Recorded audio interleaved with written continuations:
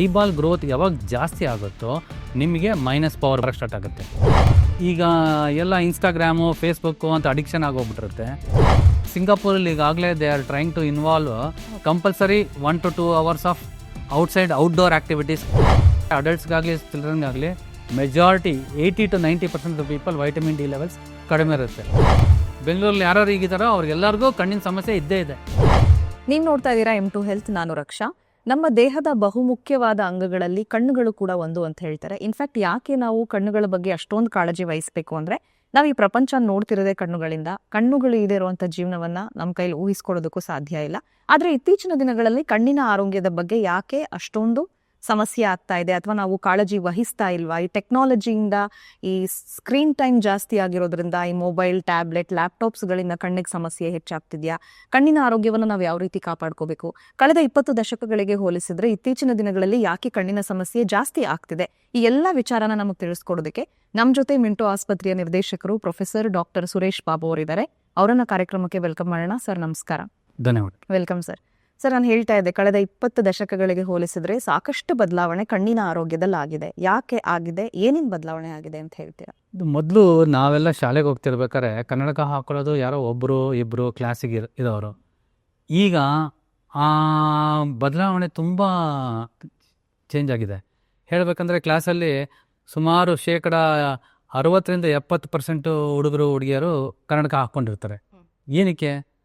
ಇದು ಒಂದು analysis world wide ನಡೆದಾಗ ಏನಂತ ಬಂತು ಅಂದರೆ, ಈ people are addicted to near vision devices ಅಂತ. ಅಂದರೆ ನೀವೇನಾದರೂ ಇದು ಫೋನ್ ಆಗಿರ್ಬೋದು, ಅಥವಾ ಟ್ಯಾಬ್ಲೆಟ್ ಆಗಿರ್ಬೋದು, ಅಥವಾ ಲ್ಯಾಪ್ಟಾಪ್ ಆಗಿರ್ಬೋದು, ಅಥವಾ ಡೆಸ್ಕ್ಟಾಪ್ ಆಗಿರ್ಬೋದು, ಈ ಡಿವೈಸಸ್ಗೆ ಅಡಿಕ್ಷನ್ ಯಾವಾಗ ಆಗುತ್ತೋ ನಿಮ್ಮ ಕಣ್ಣು ಆ ಗ್ರೋತ್ ಟೈಮಲ್ಲಿ early till the age of 21 years eye growth ಇರುತ್ತೆ. ದೋ ಫಸ್ಟ್ 7 yearsಲ್ಲೇ ಒಂದು 80 to 90% ಗ್ರೋತ್ ಆಗಿರುತ್ತೆ. But remaining growth also happens between 7 years to 21 years. So ಈ ಗ್ರೋತ್ ಪ್ಯಾಟರ್ನ್ ಚೇಂಜ್ ಆಗುತ್ತೆ. ಈ ಗ್ರೋತ್ ಪ್ಯಾಟರ್ನ್ ಯಾವಾಗ ಚೇಂಜ್ ಆಗುತ್ತೆ? Your eye starts becoming adapted to near vision. ಈ ನಿಯರ್ ವಿಷನ್ ಯಾವಾಗ ಅಡ್ಯಾಪ್ಟೇಷನ್ ಸ್ಟಾರ್ಟ್ ಆಗುತ್ತೋ, ನೀವು ಡಿಸ್ಟೆನ್ಸ್ಗೆ ಆ್ಯಕ್ಟಿವಿಟೀಸ್ಗೆ ಯಾವುದು ನೀವು ಗಮನ ಕೊಡದೇ ಇದ್ದರೆ, ನೀವು ಆಚೆ ಹೋಗಾಡಲ್ಲ, ಮನೆಯಲ್ಲೇ ಇರ್ತೀರ, ಯಾವಾಗಲೂ ಎಲ್ಲ ಮನೆಯಲ್ಲೇ ಕುತ್ಕೊಂಡು ಎಲ್ಲ ಕೆಲಸಗಳು ಮಾಡಬೇಕು, ಅಥವಾ ನಾವಲ್ ಓದೋದಾಗಲಿ ಅಥವಾ ಈ ಥರ ಮಾಡೋದಾಗಲಿ, your eye also will start becoming used to near vision. So ಆವಾಗ ಈ ಐಬಾಲ್ ಗ್ರೋತು ಜಾಸ್ತಿ ಆಗುತ್ತೆ. ಐಬಾಲ್ ಗ್ರೋತ್ ಯಾವಾಗ ಜಾಸ್ತಿ ಆಗುತ್ತೋ ನಿಮಗೆ ಮೈನಸ್ ಪವರ್ ಬರೋಕ್ಕೆ ಸ್ಟಾರ್ಟ್ ಆಗುತ್ತೆ. ಐಬಾಲ್ ಗ್ರೋತ್ ಯಾವ ಥರ ಅಂದರೆ, ಎಷ್ಟು ಸೂಕ್ಷ್ಮ ಅಂದರೆ 1 millimeter, 1 centimeter ಅಲ್ಲ, 1 millimeter ಜಾಸ್ತಿ ಬೆಳೆದ್ರೆ ನಿಮ್ಮ ಐಬಾಲು ನಿಮಗೆ -3 ಬರುತ್ತೆ ಪವರ್. ಸೊ ನಿಮಗೆ 2 millimeter ಅಂದರೆ ಸ್ವಲ್ಪ ಜಾಸ್ತಿ ಬೆಳೆದು ಬಿಟ್ಟರೆ ಅದು -6 ಆಗುತ್ತೆ. ಸೊ ಈ ಥರ ನಿಮ್ಮ ಪವರು ಬದಲಾವಣೆ ಆಗುತ್ತೆ. ಸೊ ಇದಕ್ಕೆ ನೀವು ಜಾಸ್ತಿ ಈಗ ನಿಯರ್ ವಿಷನ್ ಮಾಡೋದಾಗಲಿ, ಆ್ಯಕ್ಟಿವಿಟೀಸ್ ಮಾಡೋದಾಗಲಿ, ಅಥವಾ ನಾವಲ್ಗಳು ಓದೋದಾಗಲಿ, ಮನೆಯಲ್ಲೇ ಕುತ್ಕೊಂಡಿರೋದಾಗಲಿ, ಈ ಥರ ಮಾಡ್ತು ಅಂದರೆ ಈ ಐ ಅಡ್ಯಾಪ್ಟೇಷನ್ ಹೆಂಗಾಗುತ್ತೆ ಅಂದರೆ ನಿಮಗೆ ಮೈನಸ್ ಪವರ್ ಜಾಸ್ತಿ ಬರೋಕ್ಕೆ ಸ್ಟಾರ್ಟ್ ಆಗುತ್ತೆ. ಸೊ ಮೈನಸ್ ಪವರ್ ಜಾಸ್ತಿ ಬರಬೇಕಂದ್ರೆ ಮತ್ತೆ ಕಣ್ ಚೆಕಪ್ಗೆ ಹೋದಾಗ ಬೋರ್ಡ್ ಕಾಣಿಸಲ್ಲ, ಅದು ಇಲ್ಲ ಅಂತ ಸ್ಕೂಲಲ್ಲಿ ಕಂಪ್ಲೇಂಟ್ಸ್ ಬರುತ್ತೆ. ಡಾಕ್ಟ್ರ್ ಹತ್ರ ಹೋದಾಗ ಅವಶ್ಯವಾಗಿರೋದು ಕನ್ನಡಕ ಬರ್ಕೊಡ್ತಾರೆ. ಅದಕ್ಕಾಗಿ ಈಗ ನೀವು ನೋಡ್ಬೋದು, ಶಾಲೆಯಲ್ಲಿ ಆಲ್ಮೋಸ್ಟ್ ಒಂದು 60-70% ಹುಡುಗಿಯರಿಗೆ ಕನ್ನಡಕ ಇರುತ್ತೆ. So it is because of our adaptation to this type of unwanted activities. ನಾವು ಮಕ್ಕಳಿಗೆ ಮನೆಯಿಂದ ಆಚೆ ಬಿಡೋದೇ ಇಲ್ಲ, ಮನೆಯಲ್ಲೇ ಇರೋಕ್ಕೆ ಬಿಡ್ತೀವಿ. ಯಾಕೆ? ಒಂದು ರೋಡಲ್ಲಿ ಬಸ್ಸುಗಳು, ಕಾರುಗಳು ಜಾಸ್ತಿ ಆಗೋಗ್ಬಿಟ್ಟಿದ್ದಾವೆ, ವಾಹನಗಳು ಜಾಸ್ತಿ ಆಗಿದ್ದಾವೆ. ಸೊ ಅವ್ರಿಗೆ ಆಟ ಆಡೋಕ್ಕೆ ಬಿಡಲ್ಲ. ಆಮೇಲೆ ಸರಿಯಾಗಿ ನಮಗೆ ಪ್ಲೇ ಗ್ರೌಂಡ್ಸ್ ಇರೋದಿಲ್ಲ. ಸೊ ಈ ಸ್ಥಿತಿಯಿಂದ ಮಕ್ಕಳು ಆಚೆಗೆ ಹೋಗಲ್ಲ. ಆಮೇಲೆ entertainment has become such a big factor in life. ಅಂದರೆ ಈಗ ಎಲ್ಲ ಇನ್ಸ್ಟಾಗ್ರಾಮು ಫೇಸ್ಬುಕ್ಕು ಅಂತ ಅಡಿಕ್ಷನ್ ಆಗೋಗ್ಬಿಟ್ಟಿರುತ್ತೆ. And they get all their whatever they want from these devices. ಈ ಅಡಿಕ್ಷನ್ ಆಗಿಬಿಟ್ಟು children also become introvert and ಒಂಥರ ಈ ಡಿವೈಸಸ್ಗೆ ಅಡಿಕ್ಷನ್ ಆಗಿರುತ್ತೆ. ಇದರಿಂದ ನಿಮಗೆ ವೈಟಮಿನ್ ಡಿ ಲೆವೆಲ್ಸ್ ಕಡಿಮೆ ಆಗುತ್ತೆ ನಿಮ್ಮ ಬಾಡಿನಲ್ಲಿ. So all these things contribute to getting your eye power. So what we should advocate is, ಆದಷ್ಟು ಮಕ್ಕಳಿಗೆ ಡೈಲಿ 1 to 2 hours ಆದಷ್ಟು ಬಿಸಿಲಲ್ಲಿ ಆಡಬೇಕು, ಆಚೆನೇ ಆಡಬೇಕು. ಡಿಸ್ಟೆಂಟ್ ಆ್ಯಕ್ಟಿವಿಟೀಸ್ಗೆ ನಾವು ಪ್ರಮೋಟ್ ಮಾಡಬೇಕು. ಎಲ್ಲ ಬರೀ ಕುತ್ಕೊಂಡು ಟ್ಯಾಬ್ಲೆಟ್ಟು, ಡಿವೈಸಸ್ಸು, ನಾವಲ್ಸು ಇದನ್ನು ಕಡಿಮೆ ಮಾಡಬೇಕು. ಎಷ್ಟು ಕಡಿಮೆ ಆಗುತ್ತೋ ಅಷ್ಟು ಕಡಿಮೆ ಮಾಡಬೇಕು, ಎಷ್ಟು ಅವಶ್ಯಕತೆವೋ ಅಷ್ಟು ಮಾಡಬೇಕು, ಅದಕ್ಕಿಂತ ಜಾಸ್ತಿ ಮಾಡಬಾರ್ದು. ಆ್ಯಂಡ್ ಈ ಥರ ಪ್ರೋಗ್ರಾಮ್ಸ್ನ ಸಿಂಗಾಪುರಲ್ಲಿ ಈಗಾಗಲೇ they are trying to involve compulsory 1 to 2 hours of outdoor activities ಅಂತ government has already introduce for the school curriculum. Very nice. So this is helping them and this actually helps in a long run. So ಚಿಲ್ಡ್ರನ್ಗೂ ಅವ್ರಿಗೆ health wise improve ಆಗುತ್ತೆ, ಕಣ್ಣು wise ಅಂತೂ ತುಂಬಾ help ಆಗುತ್ತೆ. ಆಮೇಲೆ ಬಿಸಿಲಲ್ಲಿ ಯಾವಾಗ ನೀವು ಓಡಾಡ್ತೀರೋ ನಿಮ್ಮ ವೈಟಮಿನ್ ಡಿ ಲೆವೆಲ್ಸು ನಿಮಗೆ ಜಾಸ್ತಿ ಬರುತ್ತೆ. ಈಗ ಸರ್ವೇ ಸಾಮಾನ್ಯವಾಗಿ ಎಲ್ಲರಿಗೂ ಚೆಕ್ ಮಾಡಿಕೊಂಡ್ರೆ ಅಡಲ್ಟ್ಸ್ಗಾಗಲಿ ಚಿಲ್ಡ್ರನ್ಗಾಗಲಿ majority 80 to 90% of the people vitamin D levels ಕಡಿಮೆ ಇರುತ್ತೆ. ಮೊದಲು ಈ ಥರ ಆಗ್ತಾನೆ ಇರಲಿಲ್ಲ. ಎಲ್ಲರೂ ಬಿಸಿಲಲ್ಲೇ ಹೋಗ್ತಿದ್ವಿ, ಹೊಲದಲ್ಲಿ ಹೋಗ್ತಿದ್ವಿ, ಗದ್ದೆಗಳಿಗೆ ಹೋಗ್ತಿದ್ವಿ, ಎಲ್ಲ ಹುಡುಗರು ರೋಡಲ್ಲೇ ಆಡ್ತಿದ್ರು. ನಾವು ಮಕ್ಕಳಿದ್ದಾಗ ಮನೆಗೆ ಬರ್ತಾನೆ ಇರಲಿಲ್ಲ, ಎಲ್ಲ ರೋಡಲ್ಲೇ ಆಡ್ತಿದ್ರು. ಅವಾಗ ನಮ್ಮ ಮನೆ ರೋಡ್ಗಳು ಅವಾಗ ಅಷ್ಟೊಂದು ವಾಹನಗಳು ಇರ್ತಿರ್ಲಿಲ್ಲ, ಅಷ್ಟೊಂದು ಇದಿರ್ತಿರ್ಲಿಲ್ಲ. ಅವಾಗ ಎಲ್ಲನೂ ಚೆನ್ನಾಗಿತ್ತು. ಈಗ ಪ್ರೊಫೆಷ್ನಲಿಸಮ್ ಇದೆ, but most of the kids are becoming introverts and they are remaining inside the houses. ಅದೇನಿದ್ರು ವಿಡಿಯೋ ಕಾಲ್ ಮಾಡ್ಕೊತಾರೆ ಮನೆಯಲ್ಲೇ, ಆ ವಿಡಿಯೋ ಕಾಲಲ್ಲೇ ಮಾತಾಡ್ಕೊತಾರೆ. Internet has become so cheap and so ಎಲ್ಲ ಕಡೆನೂ ಎಲ್ಲರ ಮನೇಲೂ ಅದಿಲ್ಲದೆ ಇಲ್ಲವೇ ಇಲ್ಲ ಈಗ. ಆಮೇಲೆ ಅದ್ರ ಜೊತೆಗೆ OTT ಡಿವೈಸಸ್ಸು.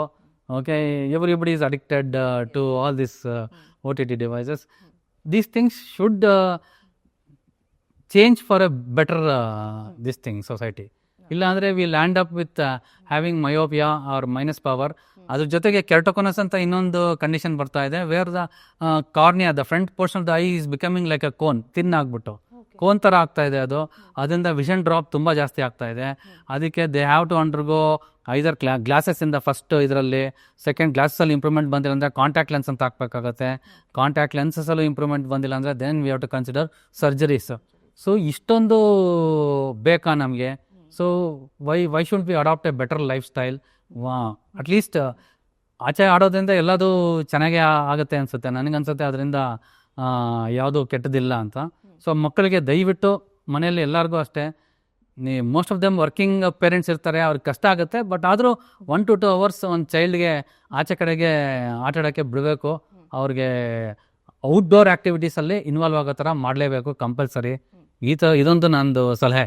ಓಕೆ ಸರ್, ನೀವು ವಿದ್ಯಾರ್ಥಿ ಆಗಿದ್ದಾಗ, ನೀವು ಕಾಲೇಜ್ ದಿನಗಳಲ್ಲಿ ಓದ್ತಿದ್ದಾಗ ಅಥವಾ ಹೊಸದಾಗಿ ಕೆಲಸಕ್ಕೆ ಸೇರ್ಕೊಂಡಾಗ ಇದ್ದಂಥ ಸಮಸ್ಯೆಗಳು ಈಗಲೂ ಕೂಡ ಇದಾವ, ಅಥವಾ ಈಗ ಹೊಸ ಸಮಸ್ಯೆಗಳು ಆ್ಯಡ್ ಆನ್ ಆಗಿದ್ರೆ ಯಾವ ಹೊಸ ಸಮಸ್ಯೆಗಳು ಕಣ್ಣಿಗೆ ಬಂದಿದೆ ಅಂತ ಇಷ್ಟು ವರ್ಷದಲ್ಲಿ ನಿಮ್ಮ ಕರಿಯರಲ್ಲಿ? ಈ ಹೊಸ ಸಮಸ್ಯೆಗಳು ಬಂದಿರೋನಂತಲ್ಲ, ನಮಗೆ ಮೊದಲು ನಾವು ಇಷ್ಟು ಕೇಸಸ್ ನೋಡ್ತಾ ಇರಲಿಲ್ಲ. ಯಾವುದೋ ನೋಡ್ತಾ ಇದ್ವಿ ಕೇಸಸ್ಸು, ಆವಾಗೊಂದು ಇವಾಗೊಂದು ನೋಡ್ತಾ ಇದ್ವಿ. ಬಟ್ ಈಗ ಟೆಕ್ನಾಲಜಿನೇ ಇಂಪ್ರೂವ್ ಆಗಿದೆ. ಥಿಂಗ್ಸ್ ಈಗ ಮೊದಲ ಥರ ಎಲ್ಲ ನಾವು things can be picked up at N early age, at the earliest stage. ನಾವು ಆಲ್ಮೋಸ್ಟ್ ಒಂದು 25 years ಬ್ಯಾಕ್ ನಾವು ಸ್ಟೂಡೆಂಟ್ ಆಗಿದ್ದಾಗ, ಅಥವಾ initial of my stage of my career, ಅವಾಗ ನೋಡಿದಾಗ ನಮಗೆ ಆ ಥರ ಎಕ್ವಿಪ್ಮೆಂಟ್ಸು ಇರಲಿಲ್ಲ, ಟೆಕ್ನಾಲಜಿನೂ ಅಷ್ಟು ಇಂಪ್ರೂವ್ ಆಗಿರಲಿಲ್ಲ. ಸೊ ಈಗ we can detect problems at earlier stage. But leaving that aside, we are seeing more number of myopia cases, more number of keratoconus cases. Third is allergy. Allergy has now become one common factor for every individual. ಆಮೇಲೆ ಅದ್ರ ಜೊತೆಗೆ dry ice. ಈ dry ice ಇದು ಮೊದಲು ಇಷ್ಟು drops ನಾವು ಪ್ರಿಸ್ಕ್ರೈಬು ಮಾಡ್ತಿರಲಿಲ್ಲ, ಇಷ್ಟೊಂದು ತಲೆನೂ ಕೆಡಿಸ್ಕೊತಾ ಇರಲಿಲ್ಲ. ಈಗ every alternate patient is having dry I. ಈ ಡ್ರೈ ಐ ಸಿಂಡ್ರೋಮ್ ಬಗ್ಗೆ ಕೇಳೋಣ ಅನ್ಕೊಂಡೆ ನಾನು ಸರ್, ಯಾಕೆ ಇಷ್ಟೊಂದು ಜಾಸ್ತಿ ಆಗ್ತಿದೆ? ಇದು ಯಾಕೆ ಇಷ್ಟೊಂದು ಆಗ್ತಾ ಇದೆ ಅಂದರೆ, ಒಂದು ನಮ್ಮದು ಎನ್ವಿರಾನ್ಮೆಂಟು, ನಾವು ನಮ್ಮ ಎನ್ವಿರಾನ್ಮೆಂಟ್ ನಾವು ಹಾಳು ಮಾಡ್ಕೊಂಡ್ಬಿಟ್ಟಿದ್ದೀವಿ. ನಮ್ಮಲ್ಲಿ ಮೊದಲು ಗಿಡಗಳು ಮರಗಳು ಎಲ್ಲ ಇತ್ತು, ಈಗ ಎಲ್ಲ ಬಿಲ್ಡಿಂಗ್ಗಳು ಕಾಣ್ತಾ ಇದ್ದಾವೆ. ಈಗ ಎಲ್ಲ ಕಡೆ ಕನ್ಸ್ಟ್ರಕ್ಷನು, ಹೊಸ ಬಿಲ್ಡಿಂಗ್ ಕಟ್ತಾ ಇರ್ತಾರೆ, ಅಥವಾ ಹಳೆ ಬಿಲ್ಡಿಂಗ್ ಹೊಡೆದಾಕ್ಬಿಟ್ಟು ಹೊಸ ಬಿಲ್ಡಿಂಗ್ ಕಟ್ಟಕ್ಕೆ ಸುತ್ತ ಮಾಡ್ತಾನೆ.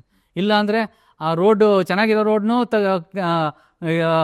ಅದನ್ನು ಕ್ಲಿಯರ್ ಮಾಡಿಬಿಟ್ಟು ಈಗ ಕಾಂಕ್ರೀಟ್ ರೋಡ್ಸ್ ಮಾಡ್ತಾ ಇರ್ತಾರೆ. ಈ ಥರ ಈಗ dust is everywhere and it has become part of your life. ಈಗ ನಾವು ನೋಡಿರ್ಬೋದು, ಟಿ ವಿಲಿ ನಾವು ಕೇಳಿದ್ದೀವಿ, ಡೆಲ್ಲಿನಲ್ಲಂತೂ air pollution is become such a horrible ಸ್ಟೇಟಲ್ಲಿದೆ. Your life span is becoming less by 10-15 years just because you live in Delhi. ನಾವು ಬೆಂಗಳೂರವರು ಅದೇ ಥರ ಹೊರಟಿದ್ದೀವಾ ಅಂತ ನನಗೆ. ಓಕೆ, ನಮ್ಮ ಪೊಲ್ಯೂಷನ್ ನನಗೆ ಗೊತ್ತಿರೋ ಥರ ಇಟ್ ಈಸ್ ಇನ್ಕ್ರೀಸಿಂಗ್. ಹೌದು, because of this increasing eye is always expose to dust. ನಿಮ್ಮ ಡಸ್ಟ್ಗೆ ನಿಮಗೆ ಎಷ್ಟು ಫೈನ್ ಇರುತ್ತೆ ಅಂದರೆ ನಿಮ್ಗೆ ಗೊತ್ತಾಗೋದೇ ಇಲ್ಲ ಇಲ್ಲಿ ಡಸ್ಟ್ ಇದೆ ಅಂತ. ಕಣ್ಣೊಳಗಡೆ ಹೋಗುತ್ತೆ, ಅದು ರಿಯಾಕ್ಷನ್ ಆಗುತ್ತೆ. ಆ ರಿಯಾಕ್ಷನ್ನು ಇವತ್ತು ಡಸ್ಟ್ ಹೋಯ್ತು ಅಂದರೆ ನಿಮಗೆ 2 to 3 months down the line ಗೊತ್ತಾಗುತ್ತೆ. ಅರ್ಥ ಆಯ್ತಲ್ಲ, ಇಮಿಡಿಯೇಟಾಗಿ ಗೊತ್ತಾಗೋದು ಒಂಥರ. There is a chronic allergy which is happening, chronic exposure ಆಗ್ತಾ ಇರುತ್ತೆ, ನಿಮ್ಗೆ ಅದು ಇದೆ ಅಂತಲೂ ಗೊತ್ತಾಗೋದಿಲ್ಲ. At the end of 3 months you will show some signs and symptoms. So ಅವಾಗ ನಾವು ಹಿಂದಕ್ಕೆ ಹೋಗ್ಬೇಕಾಗುತ್ತೆ, ಇದು ಎಲ್ಲಿಂದ ಸ್ಟಾರ್ಟ್ ಆಯಿತು ಅಂತ. ಸೊ ಈಗ ಹೆಂಗೆ ಅಂದರೆ ನಾವು ಬೆಂಗಳೂರಲ್ಲಿ ಈ ಥರ ಇದ್ದೀವಿ, ಇಷ್ಟು ಪೊಲ್ಯೂಷನ್ ನಾವಿದ್ದೀವಿ ಅಂದರೆ V cannot avoid this pollution also. So ನಾವೀಗ ಯಾವುದೇ ವೆಹಿಕಲಲ್ಲಿ ಟ್ರಾವೆಲ್ ಮಾಡಿದ್ರೆ ಫಸ್ಟು ಮೊದಲೆಲ್ಲ ವಿಂಡೋಸ್ ಎಲ್ಲ ಡೌನ್ ಮಾಡ್ಕೊಂಡು ಓಡಾಡ್ತಿದ್ವಿ, ಈಗ ಎಲ್ಲ ವಿಂಡೋಸ್ ರೈಸ್ ಮಾಡ್ಕೊಂಡು AC ಹಾಕ್ಕೊಂಡು ಓಡಾಡಬೇಕು. ಕೆಲವು ಡ್ರೈ ಇರೋರಿಗೆ ಇನ್ನೊಂದು ಪ್ರಾಬ್ಲಮ್ ಏನು ಅಂತಂದರೆ, ಈ AC is a double edge sword ಇದ್ದಂಗೆ. AC ಅವ್ರ ಕಣ್ಣಿಗೆ ಹೊಡಿತು ಅಂದ್ರೆ ಅದಿನ್ನ it will cause more dry. So ಅವ್ರಿಗೆ ACನೂ ಹಾಕೋಕ್ಕಾಗಲ್ಲ, ಈಗ ತೆಗೆದ್ರೆ ಪೊಲ್ಯೂಷನ್ನು. So they will face lot of problems. Not everybody ಒಂದೇ ಥರ ರಿಯಾಕ್ಟ್ ಆಗಲ್ಲ. ಕೆಲವರು ಎಷ್ಟೇ ಪೊಲ್ಯೂಷನ್ ಇದ್ದರೂ ಅವ್ರ ಕಣ್ಣುಗಳು they will tolerate it and ಇದು. ಕೆಲವರಿಗೆ ಸ್ವಲ್ಪ ಏರ್ಪೇರ್ ಆದರೂ ಆ allergy it will reflect in their ice. So ಇದು ನಮ್ಮ ಎನ್ವಿರಾನ್ಮೆಂಟ್ ನಾವು ಕರೆಕ್ಟಾಗಿ ಇಟ್ಕೊಂಡಿಲ್ಲ ಅಂದರೆ, ನಾವು ಗಿಡಗಳು ಬೆಳೆಸ್ತಾ ಇಲ್ಲ, ಎಲ್ಲ ರೋಡ್ಸು ಕಾಂಕ್ರೀಟ್ ಆಗ್ತಾ ಇದ್ದಾವೆ, ಈ ವ್ಯವಸ್ಥೆಯಲ್ಲೇ ನಾವಿದ್ದೀವಿ. ನನಗೆ ಗೊತ್ತಿರೋಂಗೆ very recently they announced one park in for the Bangalore city. ಅದು ಬಿಟ್ಟರೆ ನಮ್ಗೆ ಹಳೆ ಬ್ಯಾಂಗ್ಳೂರಲ್ಲಿ ಲಾಲ್ಬಾಗು, ಕಬ್ಬನ್ ಪಾರ್ಕು ಬಿಟ್ಟರೆ ಸಣ್ಣ ಸಣ್ಣ ಪಾರ್ಕು ಆ ಏರಿಯಾದಲ್ಲಿ ಇರೋದು, ಗೌರ್ಮೆಂಟ್ ಮಾಡಿರೋದು. ದೊಡ್ಡದು ಯಾವುದು ಪಾರ್ಕ್ ಬಂದಿರಲಿಲ್ಲ.